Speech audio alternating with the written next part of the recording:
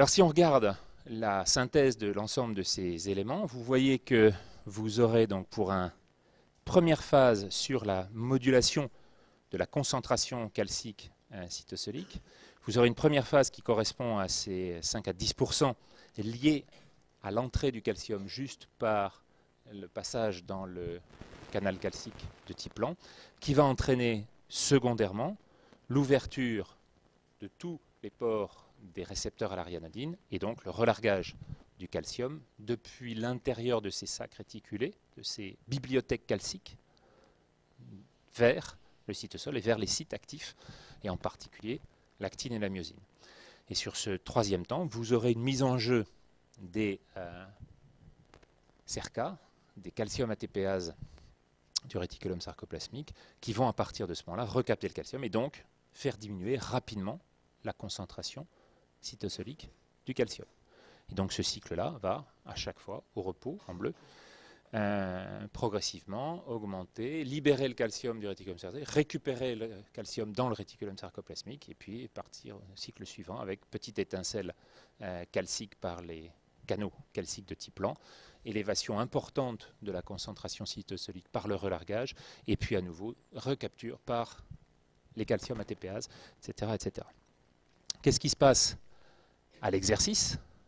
quand on va demander une accélération plus importante de ce cycle et une efficacité plus importante également de cette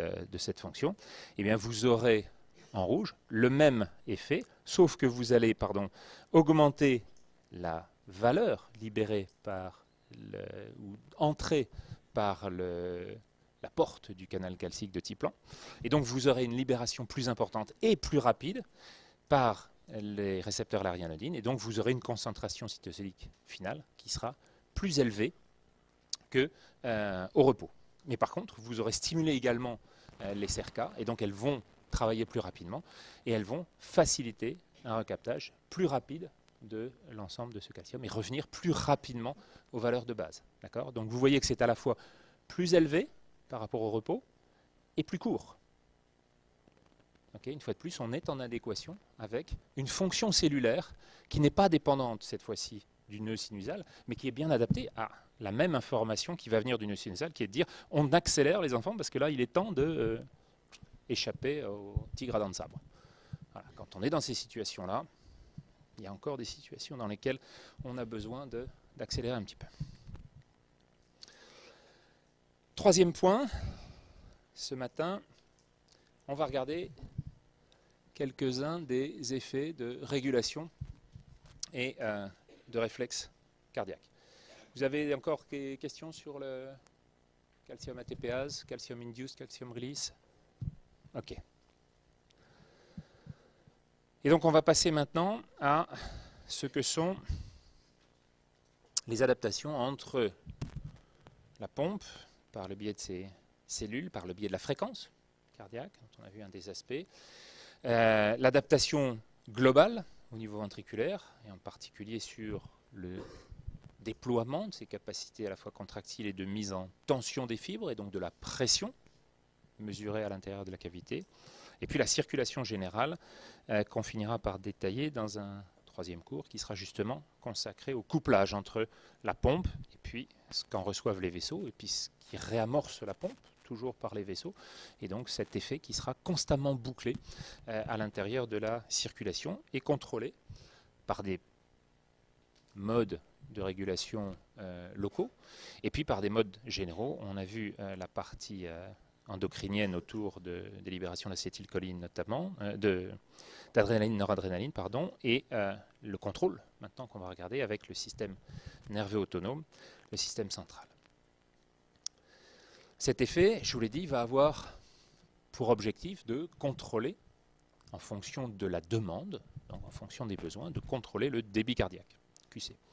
Ce débit cardiaque, c'est le produit, comme je vous l'ai dit, d'un volume éjecté, on l'a vu, au cours de chaque systole, le VES, qui va se moduler en fonction de la précharge, la post-charge, la contractilité, vous avez vu tout ça, et puis de la fréquence cardiaque. D'accord ? Donc ces précharges, c'est à la fois le retour veineux, donc le niveau de remplissage, et c'est une régulation dite intrinsèque, celle qu'expose la loi de Starling. Et puis la post-charge, c'est ce qui va jouer sur les résistances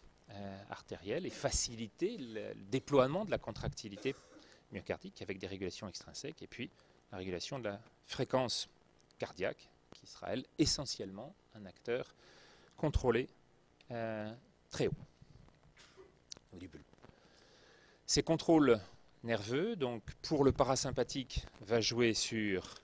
l'acétylcholine avec des récepteurs muscaréniques, et puis des effets qui seront principalement chronotropes et dromotropes. Donc vous allez ralentir la conduction, ok, et puis du coup ralentir aussi la stimulation. Donc un effet parasympathique, c'est un effet chronotrope négatif, dromotrope négatif, un tout petit peu inotrope négatif, mais enfin globalement il est beaucoup plus faible que celui qu'on va avoir par le sympathique. Et donc l'effet principal va jouer sur la diminution de la fréquence cardiaque à volume éjecté constant, grosso modo. Hein. Donc le débit cardiaque, qui est le produit des deux, sera diminué. Ok ? Le sympathique, lui, va jouer sur les récepteurs bêta-2 dans les vaisseaux bêta-1 au niveau cardiaque par le biais de la noradrénaline et va avoir un effet qui sera lui chronotrope, dromotrope et inotrope positif. On vient d'en voir la raison par l'effet bêta plus du couplage sur le couplage excitation-contraction. Donc la fréquence cardiaque est augmentée, le volume éjecté par l'augmentation de la contractilité, l'effet inotrope est augmenté, donc le débit cardiaque, lui, est bien plus augmenté lors de la stimulation sympathique. Les relais, ils se font par des afférences qui vont, à partir des capteurs périphériques, aller jusqu'à un noyau au niveau du bulbe, hein, qui s'appelle le NTS, le noyau du tractus solitaire, qui va ensuite relayer avec des fibres vers le noyau ambigu et le noyau dorsal du vague. C'est donc le vague qui va être un des acteurs centraux de ces réflexes qu'on va voir après et de cette modulation, avec des fibres efférentes ensuite qui vont, pour le parasympathique, relayer sur des fibres préganglionnaires. C'est le premier neurone qui va du noyau ambigu, ou du noyau dorsal du 10, et un relais ganglionnaire dans le plexus cardiaque qui se développe tout autour du cœur, et les fibres postganglionnaires qui vont avoir pour cible principale les deux sites de contrôle de la fréquence cardiaque. Le premier qui est celui du nœud sinusal, situé à l'abouchement de la veine cave supérieure, dans la partie haute de la paroi de l'oreillette droite. Et puis le nœud qui va contrôler le passage avant le faisceau de His, le passage de toutes les informations, vous vous rappelez, la diffusion autour des oreillettes, avant d'être concentré dans ce nœud dit d'Aschoff-Tavara, ou du nœud atrioventriculaire, et avec un petit délai ensuite donner l'information, transmettre l'information au ventricule au travers du faisceau de His. Et donc ces deux-là sont contrôlés par le parasympathique. Et puis le 10 à droite aura une fonction qui sera plutôt sur le nœud sinusal, chronotrope négative, et le 10 à gauche plutôt sur le nœud atrioventriculaire. Bon, là encore, des variabilités anatomiques extrêmement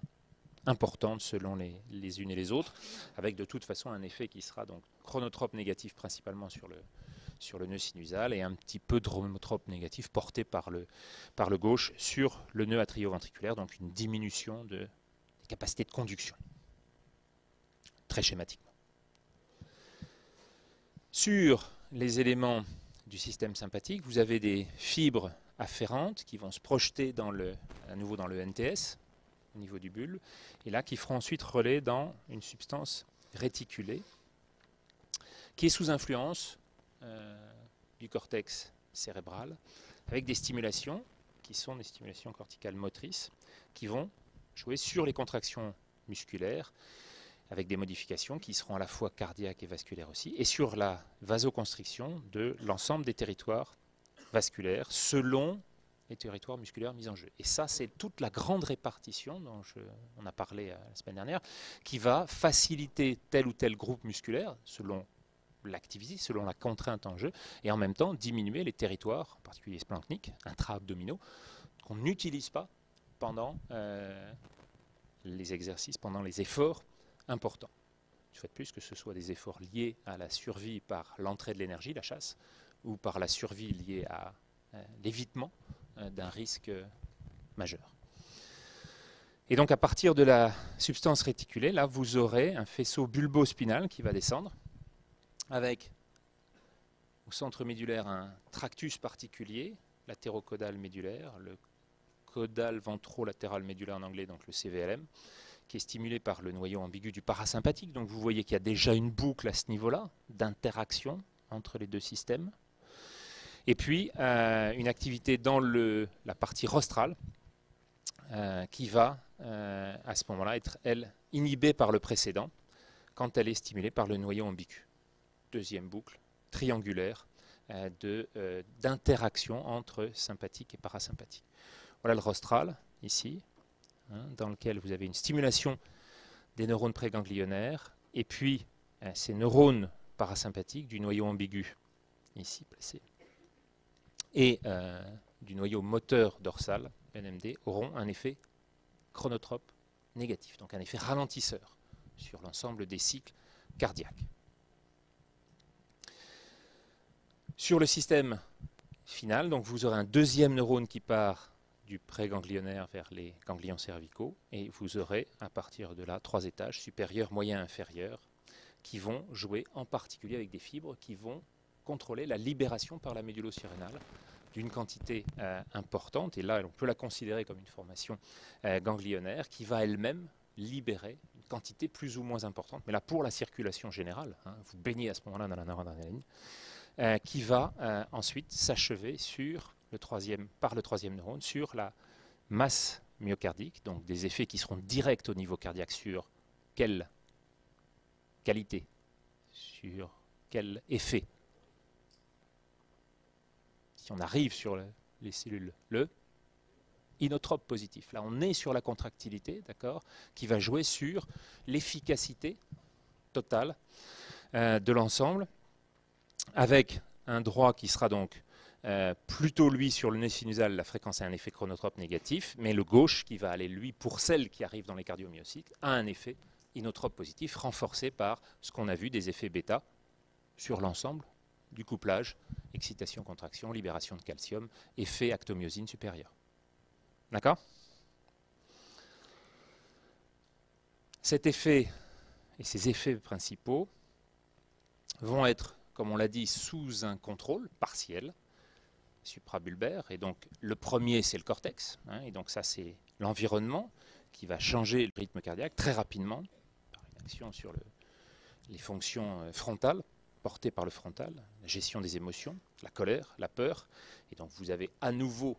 des situations d'échappement qui vont immédiatement augmenter